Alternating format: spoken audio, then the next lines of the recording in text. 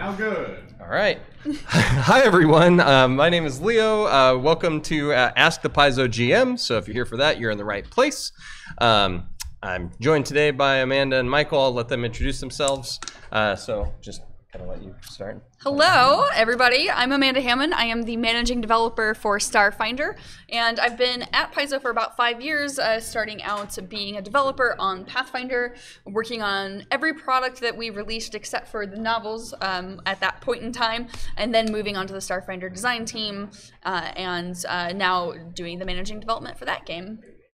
I am Michael Sayre, and I'm a member of the organized play team. I work as a developer there, creating the scenarios and helping plan the program out into each new season.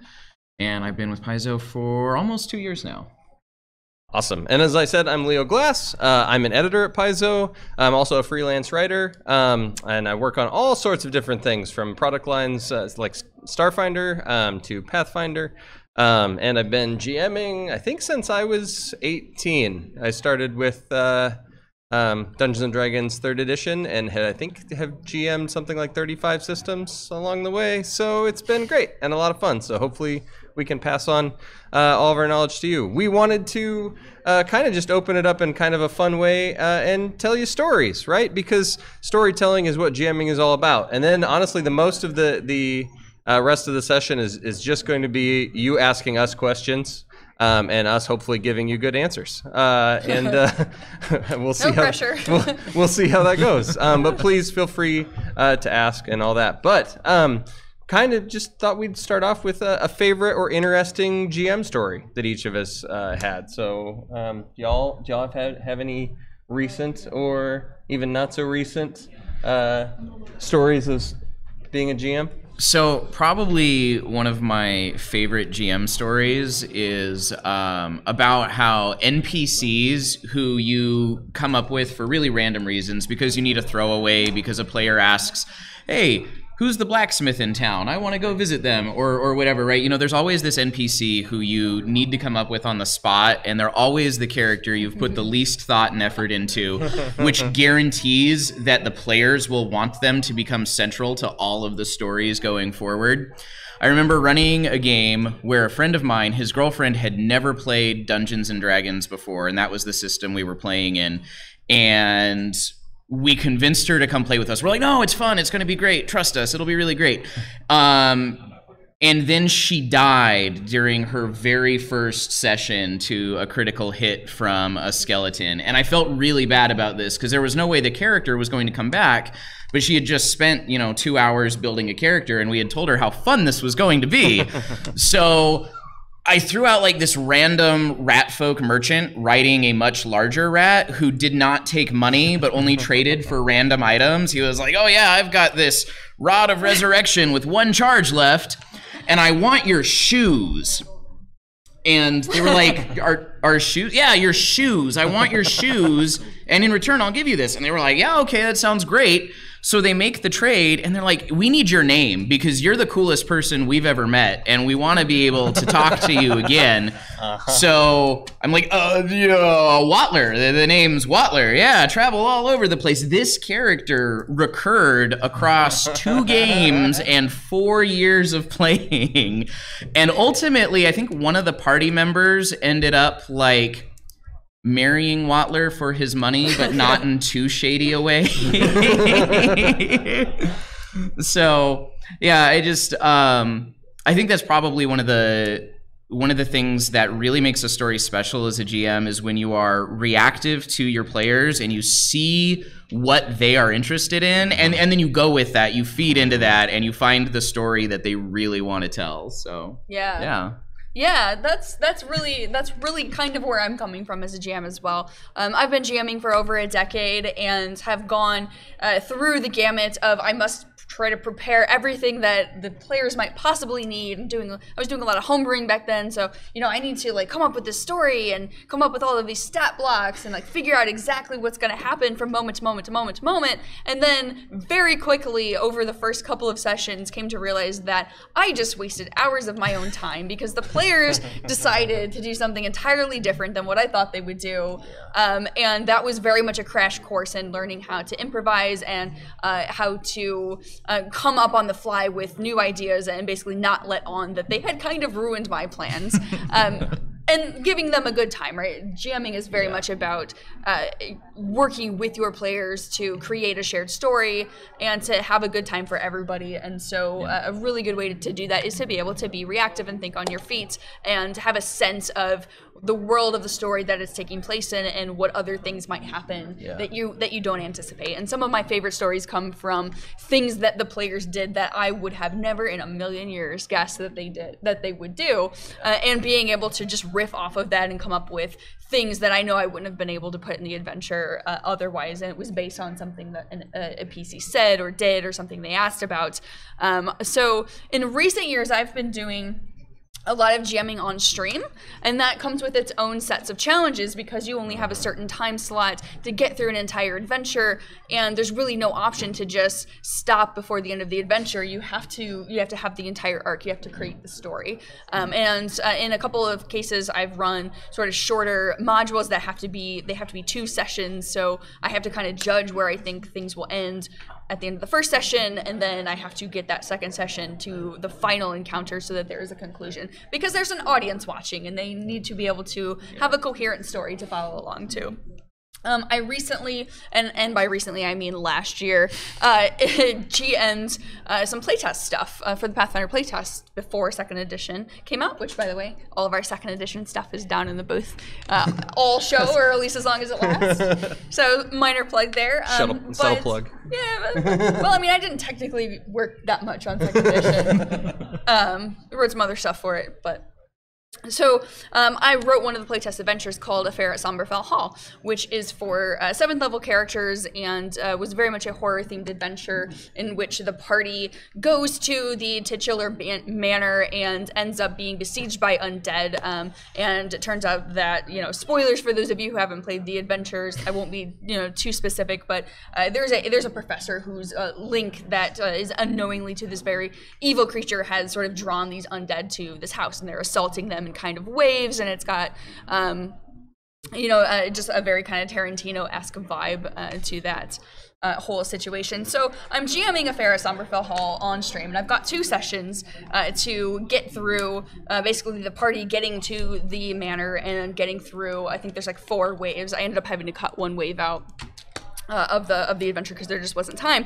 But the beginning of the adventure starts out in this town, and it's meant to only be, at least on the stream, a few minutes, maybe 10-15 minutes of the characters meeting each other and being approached by a contact with an organization that they are working with to ask them to go to this manor to talk to this professor who is this expert on the Dominion of the Black, which is one of the major themes of the entire arc of Doomsday Dawn, which is the whole adventure that this is. And so the characters ended up going to the tavern, and they got met by their contact, and they were kind of talking about, should we go? How are we going to find out where this manor is? And, of course, they had gotten all of this information, but they're role-playing their characters. Mm-hmm. We had Cosmo, who's one of our sales reps, who was playing a goblin character. We had Chris Caldwell, who used to be one of our accountants. He was playing like a cleric type, and so we had Whitney Chatterjee, who is in our IT department, who was playing like a very sort of stern type of a very stern type of character who was very serious and wanted to know all of the information because it was dangerous, and she didn't think that everything was right about this. And so they're sort of arguing back and forth and figuring out, what they want to do. And it's all very interesting and entertaining on camera, but I'm sitting there looking, and it's been like 30 minutes into this session. I've only got 2 hours into the first session, and they haven't even got to the hall yet. They haven't even got to the adventure. The entire adventure is in the hall. How can we have an affair at Somberfell Hall if we're not it's not called Affair at the tavern before you get to Somberfell Hall. It's called Affair at Somberfell Hall. And so, I was describing the scene and dropping hints, trying to get them to go to the hall. and they just weren't doing it. And so I had described that the tavern was largely empty and that there were a couple of drifters that were hanging out in the corner. And I eventually had one of them go up to the party and kind of like stagger drunkenly up there and be like, "Hey, Somberville Hall, why would you want to go there? I heard that that's a dump." And got them, like, try to push them toward the hall. And they immediately lash onto this character. And this is a character I have 100% made up. This character is not in the module. And they ask him his name. And I'm like, I don't know, Bartle the Entertainer. And just like, off the top of my head, you know, it's like, oh my gosh, this is ridiculous. Came up with this persona of this sort of drunken guy who thinks that he is like the best entertainer and that everybody is there to see him. And really, he's just the town drunk. And they latched onto Bartle and they wanted to know all about his training and what his performances were like and where he was from. And he's just bantering with them back and forth. And they end up going to Somberville Hall because Bartle was telling them all about, you know, how weird it was out there and he could show them exactly where it was and maybe there's some good stuff out there. It's abandoned usually. I don't know if the professor is there or not and all of this. And they end up taking him with them to Somberville Hall. And like he becomes their mascot and he has come up with a song that he's playing that's heralding the party about, oh my gosh, everything like that. And so I had to just make that character up because I wanted the party to have an impetus to go do the adventure. I mean, a lot of that was because of the stream, but that I think is something that's applicable to other games as well, right? When you as the GM have an adventure you're trying to run, you need a catalyst for your party to go there. And so making up an NPC is a good way to do that, but there's also other possible ways that we can talk about if you guys want. Anyway, that was funny because people just decided that Bartle was the hero of this adventure, and it's all on social media, and everybody is like, bring back Bartle. So, I don't know, Bartle might show up in an adventure at some point just because the party decided that he was their favorite. And he doesn't exist in the adventure. If anybody wants a story from me, I'll throw one out maybe later. We can close around that way. But I really want to make this about y'all and what your questions are and some of those challenges. And you've heard a little bit about improvisation and being a GM, just kind of in those stories. But does anyone have any questions? If so, come up and we'll kick it off. Talk about our GMing philosophy if you guys want. Sure. We kind of already touched on that. So actually, I'll take that one because it sort of parallels what I was going to say for my story. But I like to have a sort of what I would call a pocket adventure, or pocket ideas, sort of always sitting around.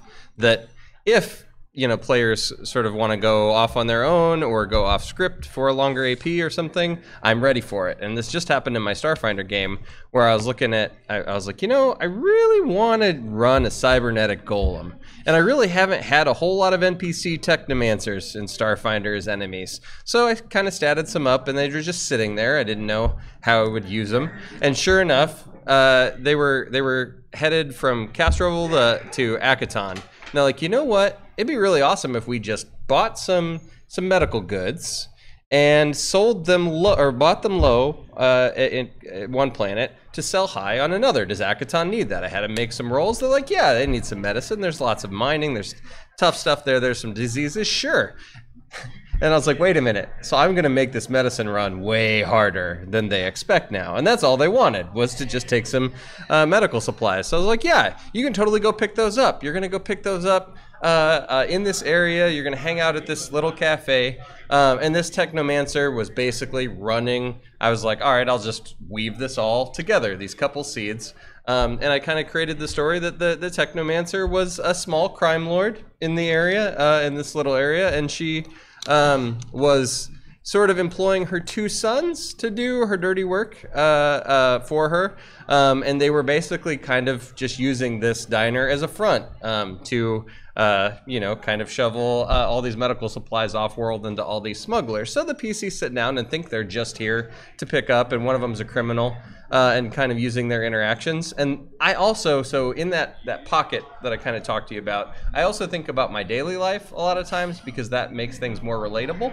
And I had recently moved in with my partner and adjusted to living with a dog for the first time. And I was like, you know, interactions with pets are sort of interesting. And so I just made a little quick tale that the two brothers who are running this whole front for the Technomancer are also sort of always arguing over one of them taking strange pets into this place. And so sure enough, my Vesk player sits down and is like, I'm really, really hungry. And the one more mischievous brother was, really? You're hungry? I can make you a special. He's like, yeah, I'd love a special. And so I walked him to the back. This is kind of gross, a little bit of a trigger warning for anybody. It's like he comes out with this big red syrupy concoction and pours it into a glass. And you notice that there's some chunks in it, whatever, as well. Slides it over to the Vesk, and they immediately drink it. Well, about 30 seconds later, the other brother comes out screaming, "Where's my pet?" And that just led into shenanigans. Oh, so sad. yeah, but so you can just kind of always and that led to some conflict once you realize that ended up introducing the Cyber Golem later and the Technomancer. And so anyway, long story short, you can just kind of, you know, flip through an Alien Archive or a Bestiary, look for some things that inspire you and just weave them into stories. That's a lot of times how I run things when I'm not running a scripted adventure. And those are some of the best adventures I've had or ran. So that's sort of my GM philosophy too, is take it seriously, prepare, but also be ready, you know, to just have a little fun in a less scripted way sometimes too. So to sum that up, Leo's philosophy is, if you're not sure the party is engaged, put a pet in a blender. Feed it to another PC. You heard it here first. Oh, I would say I'm afraid to be in your games, but I am in one of your games, so I know that that's true. Oh gosh, I think my philosophy is very similar to that, and it's a lot about improvising and I guess putting pets into blenders, drinking them, maybe. I mean, as an extrapolation of that philosophy. Yeah, sure. But I would say that the advice, or maybe just the philosophy that I have, is to be familiar with the rules, certainly, know how the system works, but don't feel constrained or confined by what the rules allow you to do. So if you're running organized play, of course, you know, you do need to adhere very strictly to the way the rules work. But if you're running a home game, you should realize and allow yourself to have the flexibility to tweak the rules and sort of follow the spirit and the sense of them to allow the players to do what it is that they want. If you have a player who, you know, is in a social kind of situation, is trying to impress an NPC, and all of a sudden wants to start an arm wrestling match to show how strong he is, that actually has happened to me before, and I'll talk maybe a little bit about how that resolved. But instead of saying, well, there's no arm wrestling subsystem mechanics, you can't do that, and not letting that PC do that, the answer to that question really should be, of course you can do that, and just figuring out how you're going to resolve that with the rules. And, you know, there's really, and of course the secret is the PCs, as long as they're having fun and it makes sense, and it's not contradicting itself, there's really no wrong way to do that. You can do that through skill checks, you can do that through strength checks, you can do that through any series of die rolls or mechanics that you think is appropriate within the system that you're playing, whether it's Pathfinder or Starfinder. And as long as, you know, there's some sort of narrative arc and conclusion to what's going on, then you've achieved your goal as the game master, which is you are creating and maintaining the verisimilitude that there's rules underlying all of the story that you're telling. So that's advice that I have, that as much as you can, let the rules work for you, as opposed to the other way around and feeling confined by not being allowed to do things maybe that they don't explicitly say that you can do. We can take a question and then we can go back to GM philosophy if you want to field that. There's always a situation in the game where someone gets a phone call or someone has a conversation, the players just get distracted. As GMs, what tricks do you have to, you know, get people back in focus? That's a good question. Do you want to take that first? Yeah, so one of the things that I instituted with a group I had who was very easily distracted, they were people who all wanted to be there together playing, but keeping focus was not something they were good at. So I just started adding certain elements to the game to increase the intensity and the immediacy of what was going on. Yeah. I pulled like a little hourglass timer out of some board game. I don't know. It was like a 30-second timer, and part of completing your turn would be flipping the hourglass over for the next person. And you didn't have to have your turn done by the time the sand was out, but you had to be executing whatever it was you were going to do or in the process of doing it. And what happened was nobody wanted to be the person who didn't notice that the timer was sitting in front of them counting down because they were looking at their phone or whatever. So people zeroed in. And then it also just helped with the general flow of things. We went from getting like 1 combat encounter a night done to getting 3 or 4 combat encounters into an evening and everything.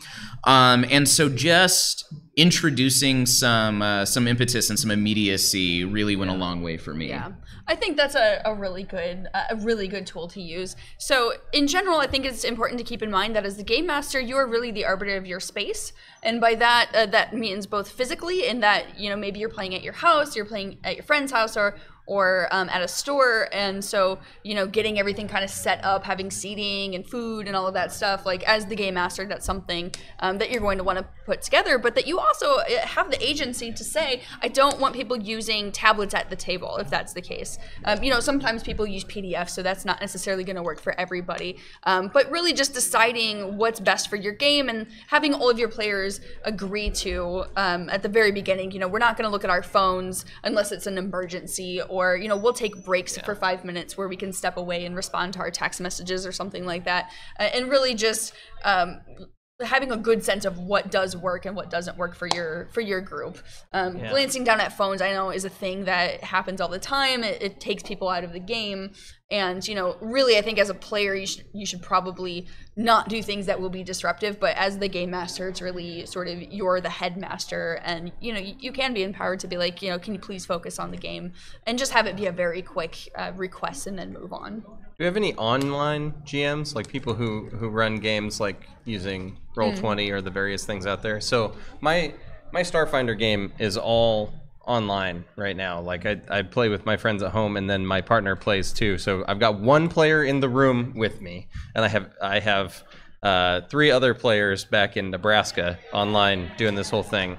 And I've struggled sometimes because you won't even get the visual recognition you'd get with a phone call or whatever, and the other person will just not be there. It's like, what happened? Where's Preston? Preston? Are we playing?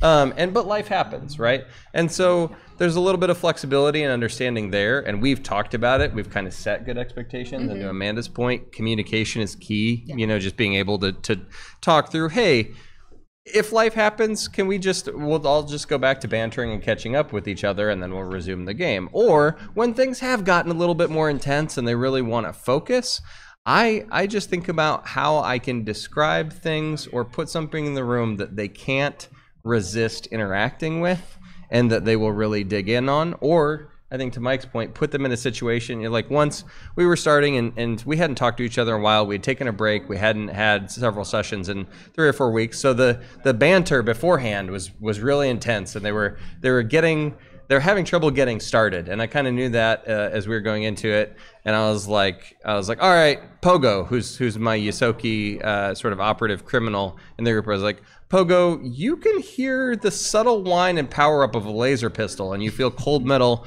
pressed into your forehead. What do you do? And everyone else stopped really fast, like, wait a minute, hold on, we were just sitting around last time we stopped the session. How is there a gun pointed at our operative's head? It just sets the scene. We went right into it. We went on an adventure from there. But sometimes just grabbing people's attention with something that's interesting or engaging is a good way. But I think for the most part, communication is going to be, and if you have somebody who just can't sort of put those things down or stop, maybe just talk to them about it individually and see where that goes. But. Yeah. I think it's important to point out that not all distractions are necessarily external. Of course, you've got, you know, the phones and the devices that could be intrusive, or you've got pets kind of running around, or kids, or whatever it is, and that is very important to have communication about ways that you might want to mitigate or handle that, you know, as is reasonable and everybody agrees. But there can also be some sort of internal distractions as well. Maybe the pacing of the game is starting to slow down a little bit, and people are disengaging from what's happening at the table.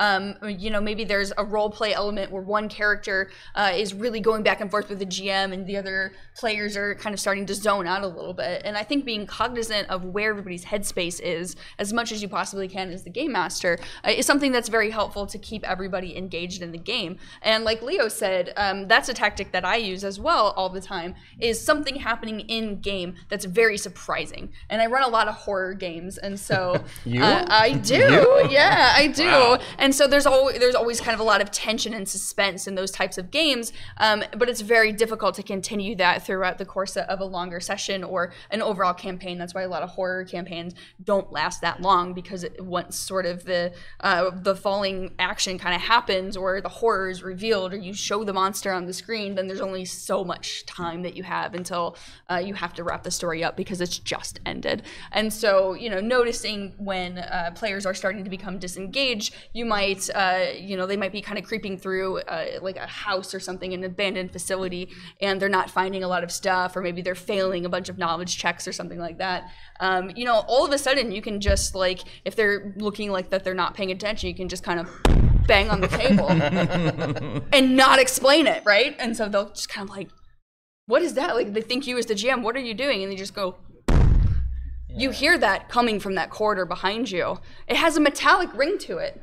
And just when you think that it must be some sort of maintenance device, or, you know, just the building settling, you'll hear,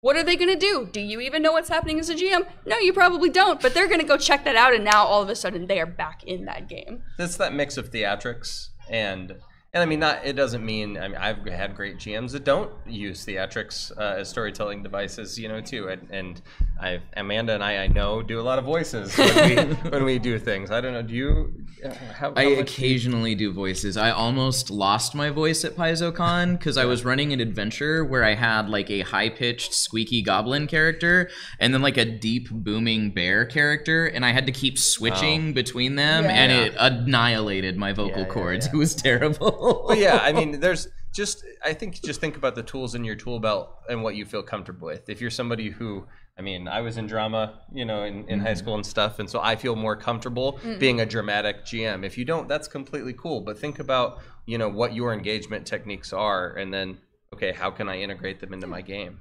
Yeah, it can be anything. It doesn't have to be like Leo said, any kind of theatrics. It can be simply, you know, very florid descriptions of what's happening. Sure. My favorite types of combat, both to run and to play in, are when the GM doesn't just go, okay, you hit, you do 5 points of damage. Okay, he misses you. He isn't going to do any damage to you. What are you going to do? Like, that gets very staid and boring to me. And so, you know, while the rolls are still happening and, you know, there's still numbers going on and you still kind of have to say numbers out loud, I will describe what exactly is happening. So a hit isn't just a hit, but it's a sword that's biting into, you know, the side of your neck. You know, a miss isn't a miss. It's planking off of the side of your armor and denting it. And all of a sudden, you're worried about what happens if you get hit again.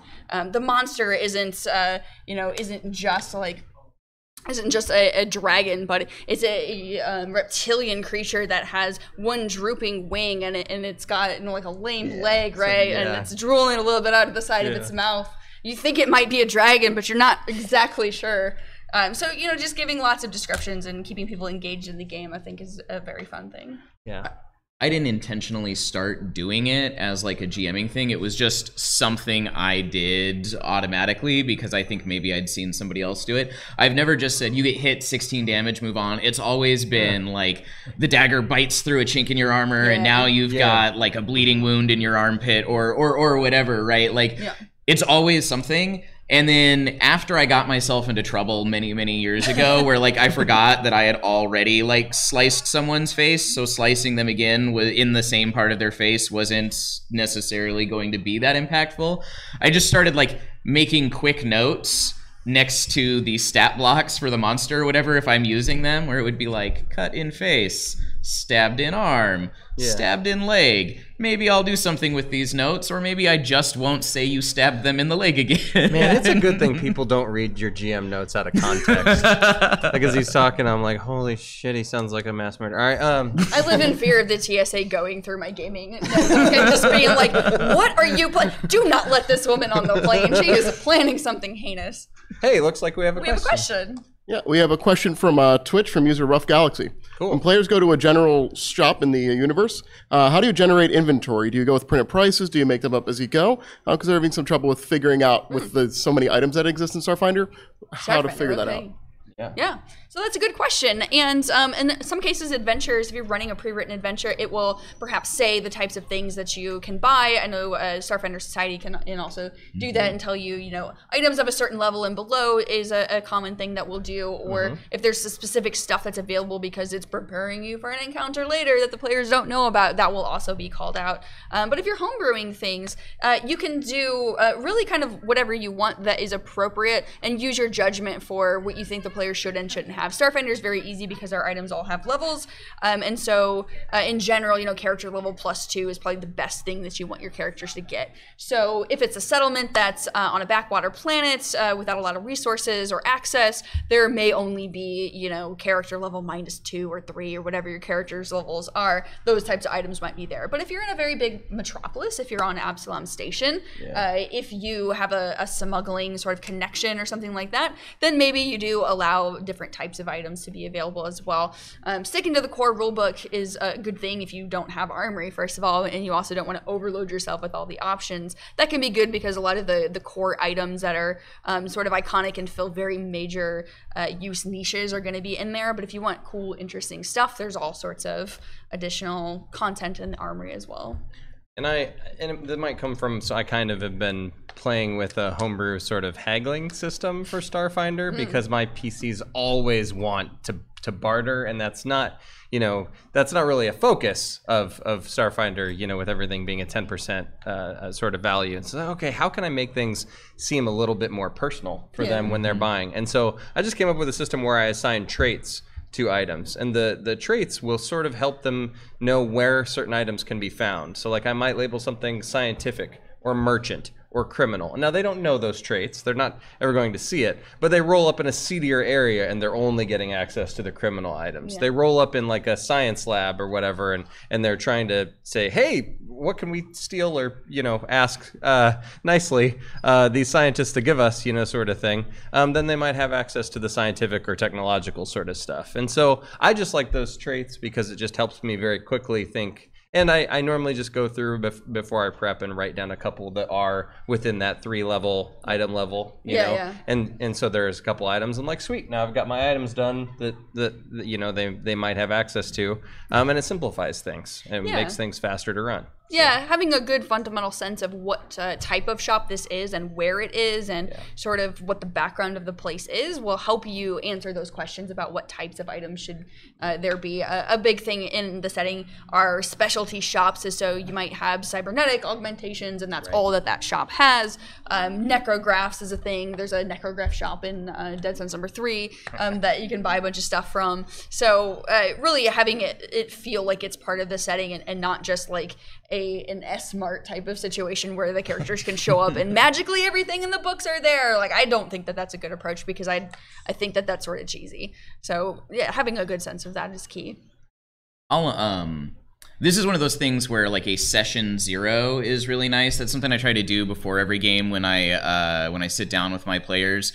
Is, you know, session 0 a lot of times is them making characters and figuring out how they want to interact with each other, but it's also my opportunity to say like, okay, what kind of things interest your character? What is their background? What is their general motivation? What kind of weapons do you think you would use? What kind of weapons do you think you won't use? Armors, etc.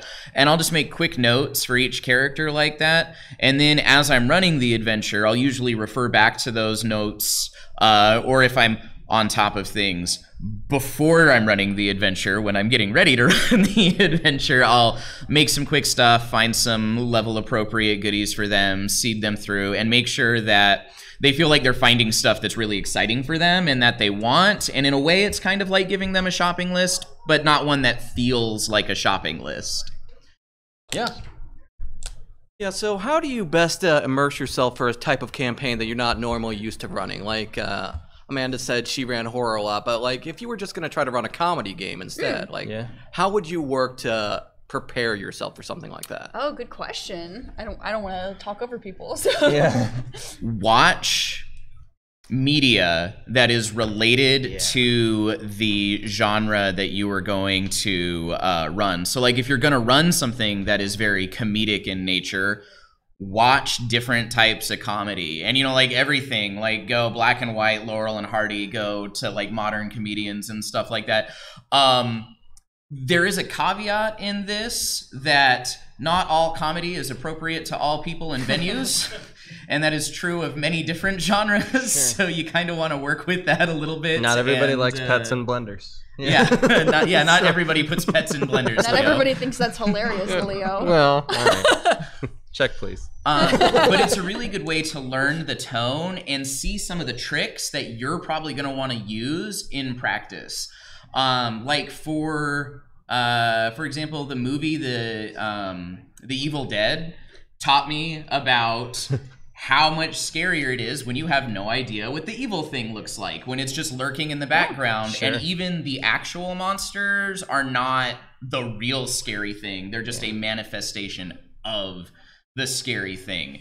And when I saw that and I realized that, it just gave me this whole new set of tools to use to tell scary stories and run scary games. Yeah. I've been running some Blades in the Dark with some Office folks, and so I just, there's some great recommendations in that product that like, hey, watch Peaky Blinders. So I just started watching criminal-based stuff, and they're playing a cult, so I was like, sweet, like I'm just gonna start reading some more Lovecraft too, and kind of familiarize myself with that. And so, you know, just don't be afraid. Yeah, watch media, but also, you know, read books. So something I use and I've been using a lot more for writing recently, so creating adventures and the freelance I work on, but create a mood board. You know, that can be really useful too. Like find pictures that sort of summon the essence of how you want your game session to play. Heck, you could even show it to your players and just sort of set the scene with that, or just look at it before you GM. It's funny how images, especially when you look at them, can sort of change the mental map that's going on of the things you think and say. So I would say, you know, just kind of to Michael's point, immerse yourself as much as you can. Plus, if you're trying to run a horror game and you show up with a picture of a blender and a kitten, like the players are going to be focused and they're going to be scared. So. And you know what? The beauty of jamming is that you can have that up there, and the entire time they're gonna be like, "Where's the cat in the blender? Where's the cat in the blender? Where's the cat in the blender?" And there's never a cat in the blender the entire time. You just set them off balance. I think if possible, if you can, you know what type of game you want to run. If you can drill down onto maybe like a subgenre, or if you want a certain feel, if you want to go for a specific feel, to watch media about that sort of thing, get recommendations from friends or things that you've seen in the past. You know, like if you want to run a heist game, watch a bunch of Leverage, for example. That's a really good show that also has a role-playing game that is all about the roles of specific characters doing specific things, all to work together for a heist. Or watch, you know, the Ocean's 11 series, or just any sort of sets of that. Comedy has lots and lots of different subgenres. If you want a specific kind of comedy, if you want something that's slapstick, or if you want something, you know, that's more dry and sarcastic, there's media out there for that. And I think it goes both ways as well. If you are a GM and you're running a game that's, you know, like an episode of the week type of thing, all the time, I've been in games and ran games that's like, you know what, I just want to run a game that is basically this movie or this TV show or this, you know, manga or whatever. Sure. Another question? Yeah. Yep, we have another question from chat from Jason WFD. Do you have any techniques or methods used to create new ideas for adventures? Kind of piggybacking off the last couple statements. Oh, interesting. New ideas. I really do pluck from my own personal life a lot, because I feel like I can just relate to the content a little bit, right? So, you know, you think about the challenges you might face that seem mundane, but that you can make fantasy or science fiction. It's like, oh, I made a poor choice to not be completely transparent with a friend, and now we're in conflict. So maybe that's what's going on in the Xenowardens when the NPCs show up. And it's simple, but you can draw from that. And so the answers then are, oh, I made them mad, so there's an altercation going on. And again, now I'm building that suspense again, right? And so and then I I can say in my head, okay, that was a blow up fight that we had. So my material is just writing itself as I'm going. And then the conflict can go from there. But I think for me, I always start with a conflict because there's got to be a conflict to drive the story in some way. So it's, you know, what is the problem that the PCs need to solve, or what is the bomb that's about to go off? What is smoldering and burning so much that they can't ignore it? And then once I've got that, I can build everything around that conflict. Yeah. But I really like to draw inspiration from the books and the other stories that I consume. There's a lot of times where I'm like, well, that doesn't make sense, or, well, this is really cool, I would do it this way, or I need to learn more about this so that I can learn how to incorporate into the stories that I tell. I was reading some books that used medieval banking as a major plot device, and it sounds kind of like, maybe that's a little boring or not at all interesting. You're wrong. Medieval banking is amazing. But it gives you suddenly this whole new venue. And what's neat about it is if it's not something that you would expect to find in an adventure, your players get even more interested in it, right? Because not only is this something they don't understand and they haven't seen before, which makes it more interesting inherently, but then they start being like, I've got to understand this. I have to know how this is working and how this led to this, because there's clearly a causation here and I just need to understand it. Yeah, I really like to pull ideas and threads out of creature ecologies and the way that creatures exist in the world, or what it is that they're able to do. We have a lot of creatures, both in Pathfinder and Starfinder, that have very specific special abilities that you can base entire adventures off of. For example, the Vermlek demon is something from one of the old books of the Damned that is a demon that basically wears a human as a skin suit. And this is a worm-headed demon that is disgusting and covered in slime, has a very guttural voice, but has an ability that allows him to inhabit a dead body and basically impersonate that person and sow chaos throughout a community. And I based a module called Gallows of Madness on that entire concept, that there was a Vermlek demon who had basically gotten into an unfortunate for them encounter with like a merchant and had inhabited his body, and that there was all sorts of ways that he was kind of just sowing chaos and like an actual like abyssal substance into this community that then led to where this Vermlek was layering in this old manor out in Serengallo and Isger. And so that entire idea and, you know, the outline for that entire adventure came from the fact that I just thought it was cool to have worm-headed creatures inhabiting the bodies of people as skin suits. So, you know, you can really get inspirations from anything that just sort of triggers your imagination, that makes you ask questions about, well, what happens? What does this mean, and how does this look like in the world and in play, you know, from a mechanic or from a story elements. We try to do that in pretty much all of our books at Paizo, putting lots and lots of plot hooks to spark people's imaginations, because that's really where the best campaigns come from. It's just inside your own head and what you think is interesting, and carrying that narrative forward. Yeah. All right, yeah, I'm kind of curious. I'm currently running a homebrew Pathfinder sandbox style game, but one of the problems I'm having with my players is they're having a hard time latching onto a specific ideal that they want to follow as a storyline.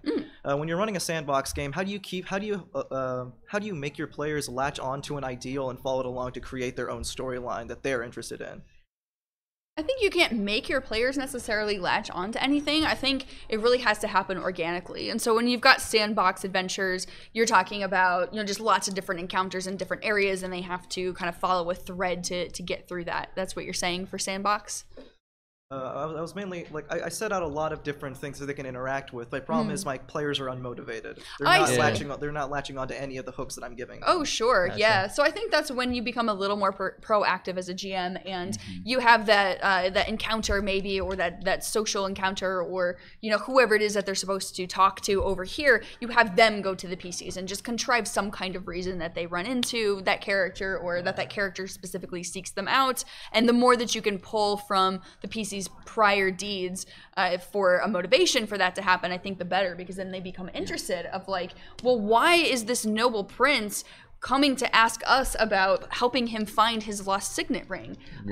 He heard about this thing that we did. We didn't realize that was a story that got passed around town, and now all of a sudden they're very interested in this prince and who he is, and maybe they'll go find his ring, or maybe they'll go search for kind of a little bit more about why he's been following them, and all of a sudden you're moving forward on an actual story. What do they have that's dear to them? Put it in a blender. Because where I immediately went is get them, because so I ran a DC Heroes campaign when I was back in Nebraska where we called it Gotham Knight's End, and it was sort of about what would happen after Batman died, and they were the next group of heroes that took this on, and one of them created a really interesting backstory, and I was just struggling a little bit because it was sort of an older system and people didn't really know a lot of the rules, and sometimes it would get a little heavy because it was an older rule set and stuff, and sometimes they'd disengage. But one of them created a character that she called Dragonfire, and she shot fire out of her hands and flew around on flame and all sorts of cool stuff. But she had a nephew that she took care of, and that was her charge. And this nephew was not really an NPC that ever came into the game very much, but I knew that they were there. And once when the game got really, really sort of in a lull, that's when I had the KG Beast kidnap him. You're a monster. And nothing perked him up faster than that ransom note, which I already had prepared in an envelope. I slid over, I took a little bit of red marker, just kind of doused the thing in that, and slid it over, and that table started moving, and things started happening. And so I don't know if that will integrate into your sandbox, but I do think sometimes it is okay to just give them a problem. They have no idea how they're going to solve that, right? Like you haven't put them on a linear path. All you've said is, here's your problem, fix it. And that can be engaging, even in a sandbox game. So. I would also say, if you're having trouble getting them to latch on to the NPCs, vary the ways you introduce the NPCs or reintroduce the NPCs, because the guy approaching you in the bar may not be super interesting, but if you see him the next day in the claws of a griffin trying to fly off with him, he might suddenly get more interesting. Or if his pet is in the claws of the griffin. Can we stop murdering pets today? Apparently we can't. Clearly not. But sometimes it's not the character itself that's not clicking, it's that the players aren't picking enough of what matters about the character up in the setting that you're giving them. And you might be hoping, come on, he's really interesting, ask a question. Yeah. Sometimes you just need to start answering the questions for them, why did that merchant need us? Well, because he's cursed and he's constantly attacked by griffins and he needs somebody to go deal with the witch who cursed him. Whatever the case may be, if you find some more ways to bring the hooks forward and to give the party some immediacy and some interest in the character, and if they don't like the character, don't shove it down their throats. Drop it, find something else that'll get them there. Yeah. Thank you so much. Yeah, thank you. Good question. I have another question from Twitch from Big Bad Nick Wolf. They're interested in playing through published adventure paths, and they want to continue those games between new publishings of next editions. Okay. But they want to make sure they don't out-level them with content with too much adventure. How would you manage that, doing a home game in between volumes of an adventure path? So is the question that they're running an adventure path and then they're playing something that's not the adventure path in the interim? Right. I'm doing that right now. Yeah. So my players asked me to go off book a little bit for Dead Sons, just because they wanted to. Honestly, we didn't know when we'd be playing regularly and some things, and so I changed the way that the second book of the AP ends. and because the AP was sort of set to put him right into your adventure, and I was like, okay, we'll give him a different ending. But I had there's a loose end still hanging out there that they don't know is going to come back and put them back into the AP. So sometimes it's just a little bit of planning. Now, I will say that the level thing is tricky because I've thought about it and I'm like, well, as they continue to adventure, that's going to be scaling off of Dead Suns. But you can manage that, you know, like you can look at the tables and kind of plan for how much extra XP you're going to give them. And I personally believe that Starfinder is one of the best systems to GM for, because if you want to move something up, you just look at the array tables and start to plug things in. And so, you know, making things, stepping things up isn't super hard, but if you don't want to do that, you know, maybe just talk to the players and be like, hey, maybe you won't advance as fast, you know, now, because if you're okay with that, but maybe we'll do other rewards, you know, other opportunities through exploring the galaxy, so that I can keep parity for when we go back, you know. And if you just have a social agreement and the right players, I feel, okay, cool, we won't worry about as XP, we'll just have fun and do whatever we want for a while.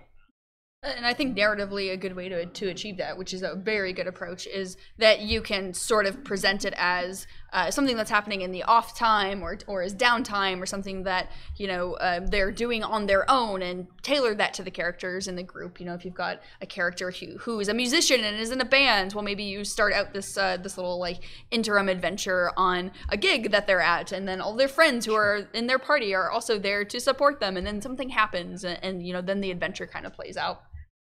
But like Leo said, you can manage exactly how that XP works based on what your needs are for the published adventure path, which is going to be a little more stringent in how much adventure or how much XP is doled out, and just kind of focus on something that's cool and freeform and having a good time in between the adventure paths.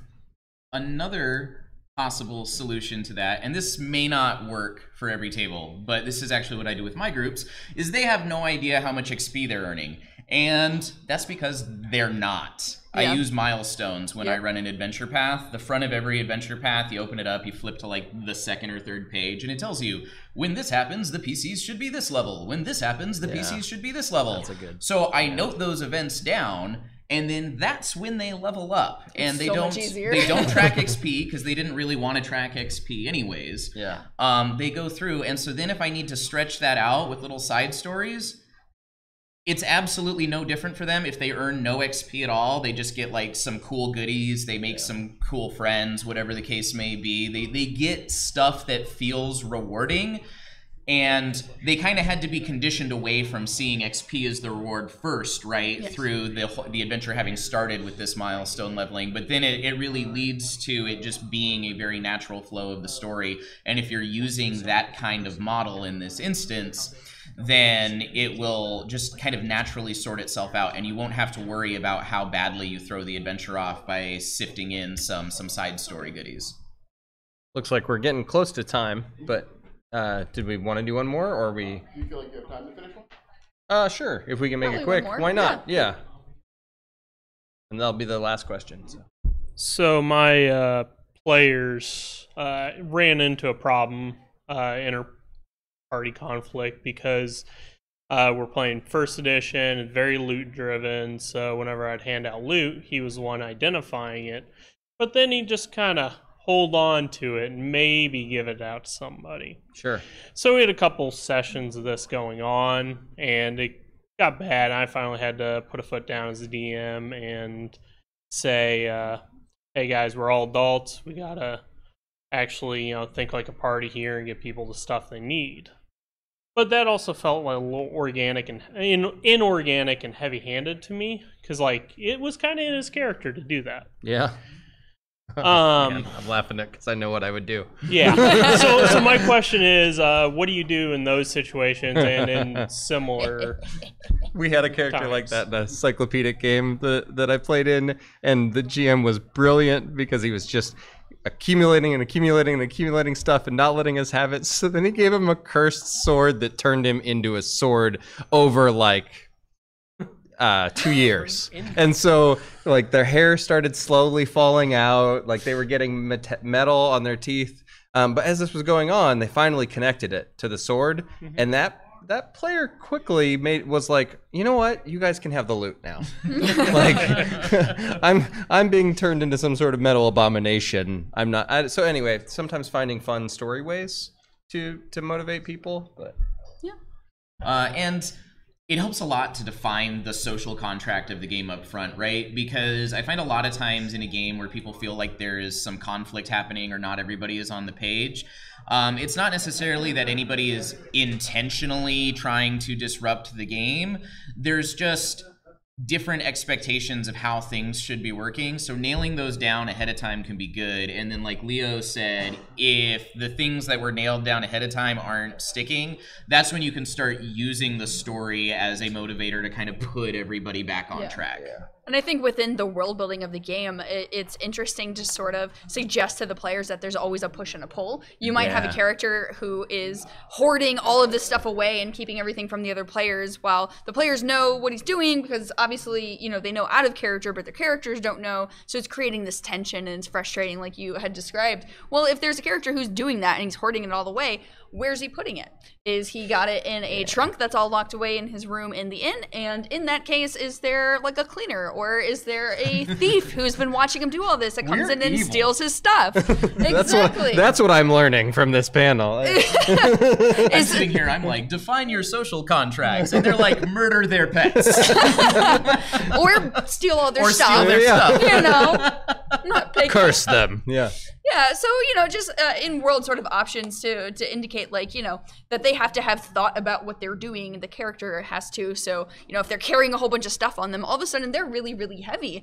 And maybe they trip, and maybe they fall, and maybe it's water, and they start sinking. And so, you know, that there's consequences for the stuff that they're doing, and have them kind of think through whether that's what they really want to do, and are they prepared to accept those consequences. Well, we're pretty much out of time, so I wanted to thank everyone for coming. I hope this was beneficial. A few of us will probably be around if you want to ask any other questions that you didn't have time to ask, but we really appreciate you being here and supporting Paizo and everything we do. So thanks so much. Thank you. Thank you.